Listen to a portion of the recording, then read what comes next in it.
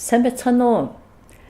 Юуны өмнө энэхүү нэвтрүүлгийг үзэн суугаа дэлхийн монголчуудаа болон Монголынхаа нийт ард түмэнд тэр дундаа ховд нутгийнхандаа чин сэтгэлийн халуун мэдлэгээ дэвшүүлж байгаа юм аа. Яг гэвэл түүхийн жимээр гэсэн энэ нэвтрүүлгийг хийх завшаан тэр дундаа одоо өөрийнхөө төрсөн өссөн нутагтайгаа холбож нутгийнхаа түүхийг монголчуудаа болон дэлхийн монголчуудад хүргэх ийм завшаан тохиолдсонд миний хувьд маш их талархалтай байгаа. Түүхээ мэддэггүй хүн од тойрсон сармагчинтай адил гэдэг.